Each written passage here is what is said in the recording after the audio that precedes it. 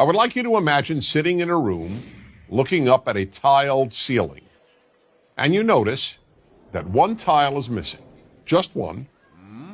What would you concentrate your vision on? What would you look at the most?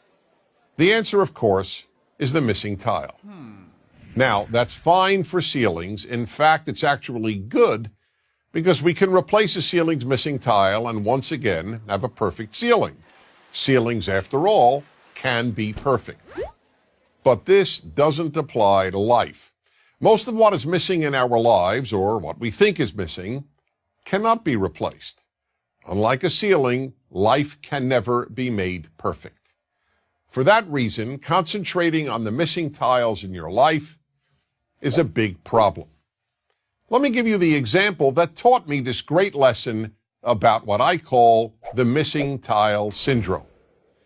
A bald man once said to me, "You know, Dennis, whenever I walk into a room with people, all I see is hair." When I heard this, I immediately realized that in this regard, this man sees the world completely differently from how I do. Because I have all my hair. When I walk into a room, I don't even notice hair. It's not a missing tile for me. But for this person, hair is what he sees. This applies in some way to everyone. When a woman who thinks she has imperfect legs walks into a room, all she sees are perfect legs. Or take the example of the woman who once said to me, "Wherever I go, all I see are pregnant women." Now, how could that be? The vast majority of women, even those young enough to be pregnant, are not pregnant at any given time. But that was all she saw because she wanted to get pregnant and wasn't able to. Her missing tile was not having a child. That's the way human nature is. We focus on what's missing in our lives. The missing tile syndrome is a very big obstacle to happiness, so big, in fact, that it makes happiness almost impossible. There will always be something missing in your life. When you see other people's kids, you'll think you see tiles that are missing in your own children. Gee, why can't my kid study as hard, or be as polite, or be as bright, or be as good-looking, or be as athletic?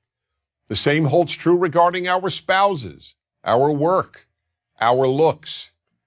The list is endless. I'll give one more example. When I was single and looking to find the right woman, I wanted to first identify the most important trait to look for in my future wife. So after almost every date, I would call my best friend Joseph and announce, "Joseph, tonight I identified the most important trait in a woman." And he would always say, "Okay, Dennis, what is it?" And then patiently listen. One night I would tell him that it was intelligence, another night that it was looks, another night personality, and on yet another night, kindness. One night, as usual, I called him up after an evening out and said, "Joseph, I finally figured out what the most important trait in a woman is." But this time he didn't say, "Okay, Dennis, what is it?" Instead he said, "Don't tell me, I'll tell you." Perplexed, I asked, "How do you know? You don't even know the woman I went out with." "It doesn't matter," he said. "Whatever trait tonight's woman was missing, that's the one you decided is the most important trait in a woman." I could say nothing. He was right. Whatever that night's date was missing is what I would declare the most important trait in a woman. I hadn't yet come up with the term missing tile syndrome, but that is exactly what I was suffering from. That's the way we play tricks on ourselves and undermine our happiness, by concentrating on the missing tiles every one of us has. So we really have a simple choice.